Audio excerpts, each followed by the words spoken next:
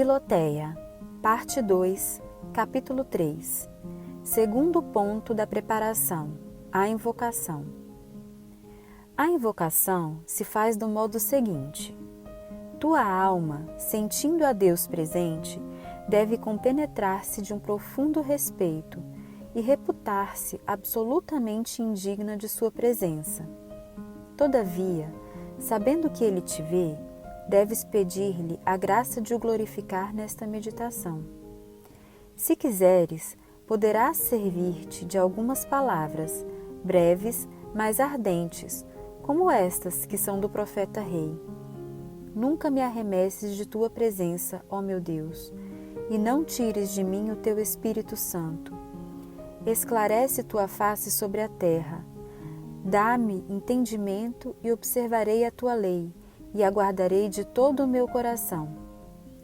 Muito útil é invocares também o teu anjo da guarda e os santos que participaram do mistério que meditas, como, por exemplo, na meditação sobre a morte de Nosso Senhor, a Santíssima Virgem, São João, Santa Madalena e os outros santos e santas, e o bom ladrão, implorando-lhes que te emprestem os sentimentos que tinham ou, então, na meditação sobre a tua própria morte, a teu anjo da guarda, que estará lá presente. O mesmo deve dizer-se de todos os outros mistérios ou verdades que meditas. Capítulo 4. Terceiro ponto da preparação: propor-se um mistério. Existe ainda um terceiro prelúdio da oração mental, o qual, no entanto, não é comum a toda espécie de meditações, e se chama geralmente composição ou representação do lugar.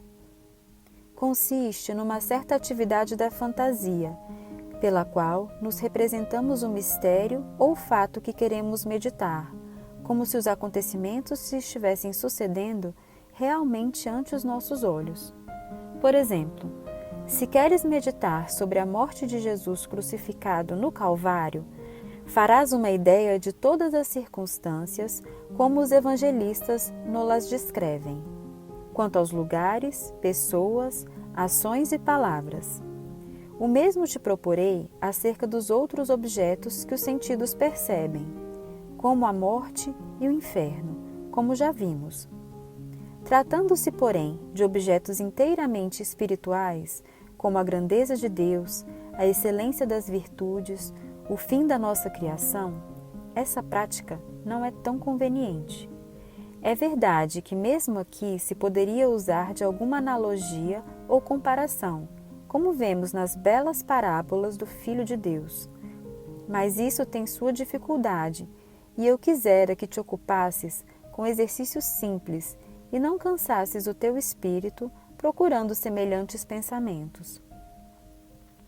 A utilidade deste exercício de imaginação consiste em ater a nossa fantasia ao objeto que meditamos, receando que, tão irrequieta como é, nos escape para ir ocupar-se de outros objetos.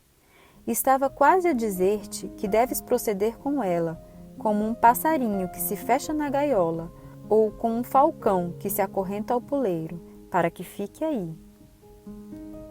Dirão alguns que na representação dos mistérios é melhor usar simplesmente de pensamentos da fé e dos olhos do Espírito, ou então considerá-los como se sucedessem em nossa mente. Mas tudo isso é por demais sutil para o começo, e, considerando tudo aquilo que pertence a uma perfeição mais adiantada, aconselho-te, Filoteia, a conservar-te humildemente no sopé da montanha, até que Deus se digne de elevar-te mais alto.